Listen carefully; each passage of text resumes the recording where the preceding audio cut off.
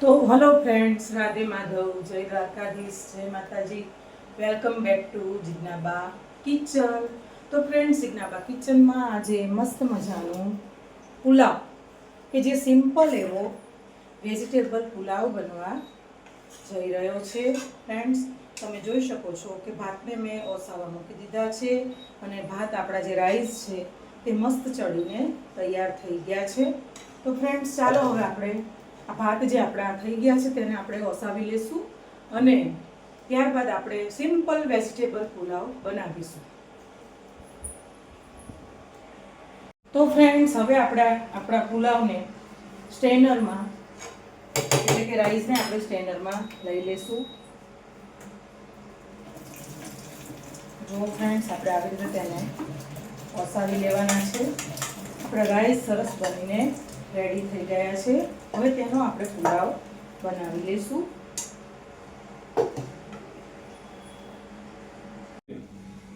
તો ફ્રેન્ડ્સ, તમે જોઈ શકો છો કે આપણો રાઈસ બફાઈને રેડી થઈ ગયો છે. હવે તેને આપણે સિમ્પલ પુલાવ બનાવી લેશું, સિમ્પલ વેજીટેબલ પુલાવ બનાવી લેશું. તો ચાલો ફ્રેન્ડ્સ, હવે આપણે વેજીટેબલને સોટે કરી લેશું. તો ફ્રેન્ડ્સ, સિમ્પલ વેજીટેબલ પુલાવ માટે આપણે અહીંયા એક પેન લઈ લીધું છે. સ્ટીલનું સરસ મજાનું ટ્રાયપ્લાયનું તાસણું જે આવે છે તે લઈ લીધું છે. ત્યારબાદ તેમાં આપણે ઓઇલ એડ કરીશું અને હવે આપણા ઓઇલને આપણે આવવા દઈશું. થોડું તેમાં બટર પણ એડ કરવાનું છે. તો ફ્રેન્ડ્સ, થોડું આપણે બટરને પણ એડ કરી દીધું છે. આપણે પીનટ પુલાવ બનાવવાનો છે એટલે તેમાં આપણે પીનટને પણ એડ કરીશું. સિંગદાણાને પણ તેમાં એડ કરીશું. તો ફ્રેન્ડ્સ, હવે આપણું તેલ ઓલમોસ્ટ આવી ગયું છે. તેમાં આપણે રાઈ કે એવું કંઈ નાખવાનું નથી. એવું લાગે તમે થોડું જીરું સ્પ્રિંકલ કરી શકો છો. જીરું આપણું ચટકે એટલે તેમાં આપણે પીનટ્સ નાખી દેવાના છે.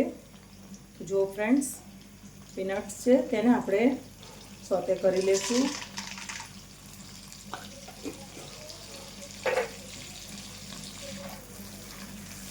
ફ્રેન્ડ્સ, આપણું બટર પણ અંદર સરસ એવું મેલ્ટ થઈ રહ્યું છે અને આપણા પીનટ્સ પણ સરસ શેકાવા લાગ્યા છે.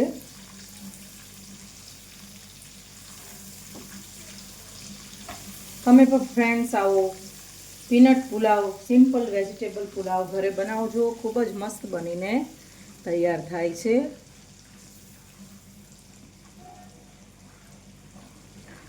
તો હવે આપણા પીનટ સરસ ઓઇલ અને બટરમાં ફ્રાય થઈ ગયા છે. હવે તેમાં આપણે હિંગ નાખીશું. હળદર ઓલરેડી આપણે રાઈસમાં એડ કરી દીધી છે, ભાતમાં, એટલે આપણે હિંગ નાખીને આ વેજીટેબલ સિમ્પલ 2 બટેકા અને 2 નાની ડુંગળી લઈ લીધી છે અને તેને મેં જો આવી રીતે આપણે જેમ ફિંગર ચિપ્સ આપણે હોય તેવી મેં એને કટ કરી લીધા છે. તમે પણ આવી જ રીતે તેને કટ કરી લેજો અને તેને હવે આપણે વઘારી દઈશું.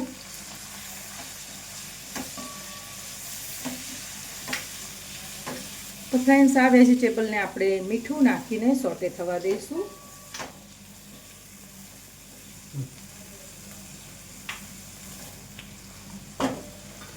તો ફ્રેન્ડ્સ, હવે તેમાં આપણે સ્વાદ પ્રમાણે મીઠું એડ કરીશું. ભાતમાં પણ ઓલરેડી મીઠું હોય છે એટલે સ્વાદ પ્રમાણે મીઠું એડ કરવું. હું અહીંયા સિંધાલું મીઠું, રોક સોલ્ટ જે આવે છે પિંક, તે યુઝ કરું છું. હેલ્થ માટે પણ તે ખૂબ જ સારું છે. હવે આપણે આપણા વેજીટેબલ્સને ચડવા દઈશું.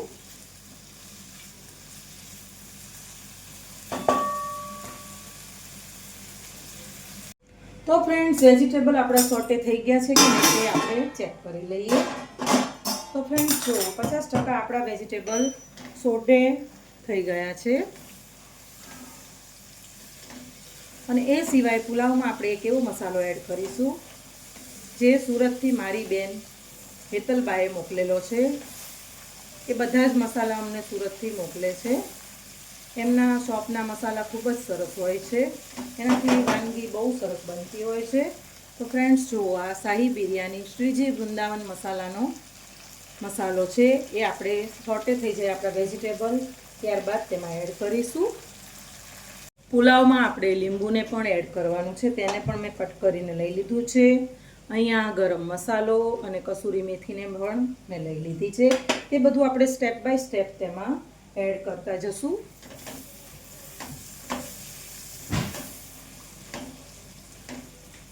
ફ્રેન્ડ્સ, આ સિવાય આ જે મસાલો તમે જોયો શ્રીજી વૃંદાવનનો, એ સિવાય મારી બેને સુરતથી આ ભરેલા રવૈયાનો મસાલો મોકલ્યો છે, દાલ ફ્રાય મસાલો મોકલ્યો છે, ઊંધિયું મસાલો મોકલ્યો છે.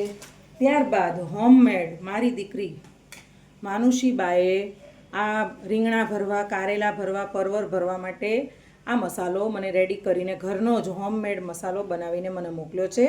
તેની રેસીપી પણ હું મૂકીશ. એ આવે એટલે આપણે એની પાસે બીજો મસાલો બનાવી લેવરાવાનો છે. એટલે તમારે સીધું શાક ભરવા હોય એટલે સીધું ફ્રીજમાંથી ડબ્બો કાઢીને તરત જ તમારે રેડી થઈ જાય છે અને બહુ જ મસ્ત ટેસ્ટ આવે છે.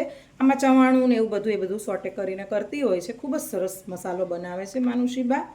તો ફ્રેન્ડ્સ, ચાલો હવે આપણે પુલાવમાં આગળ વધીશું. તો ફ્રેન્ડ્સ, આપણા વેજીટેબલ ઓલમોસ્ટ સોટે થઈ ગયા છે. તો તેમાં સૌથી પહેલાં આપણે ગરમ મસાલો, જે બિરયાની મસાલો છે, તે એડ કરી દઈશું. એકદમ સિમ્પલ અને સોબર બને છે આ વેજીટેબલ પુલાવ.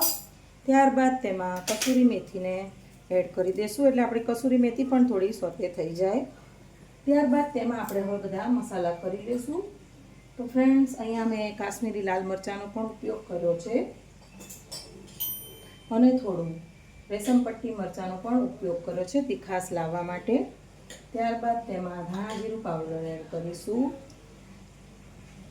ત્યારબાદ તેમાં આપણે લીંબુને નિતારી લેશું.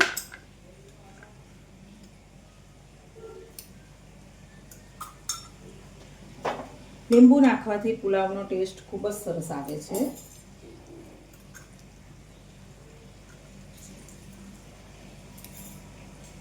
લીંબુનો બરાબર કસ કાઢી લેવો ફ્રેન્ડ્સ. હવે આપણે આ બધા જ મસાલા સોટે કરી લેશું. વેજીટેબલ પીનટ પુલાવ ખૂબ જ ટેસ્ટી બને છે.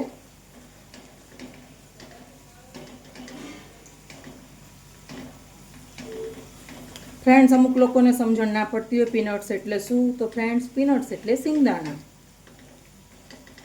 તો ફ્રેન્ડ્સ, હવે આપણે આ મસાલાને 2 મિનિટ માટે સોટે થવા દઈશું.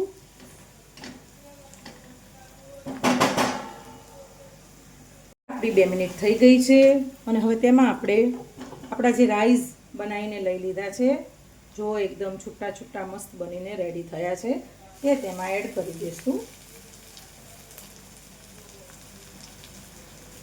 લીમડાના પત્તા અને ધાણા મારા દીકરાને નથી ભાવતા એટલે હું તેમાં એડ નથી કરતી. ઓપ્શનલ છે, તમારે ખાતા હોય બધા તો તે નાખવું.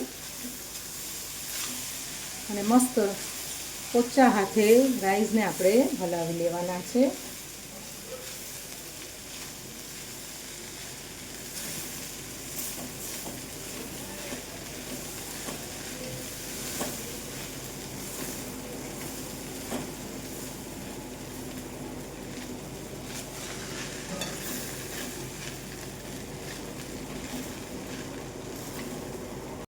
ફ્રેન્ડ્સ, તમે જોઈ શકો છો જોરદાર એવો સ્મેલ સાથે આખા ઘરમાં સ્મેલ જાય છે એવો મસ્ત મજાનો peanut vegetable pulao, simple pulao બનીને રેડી છે.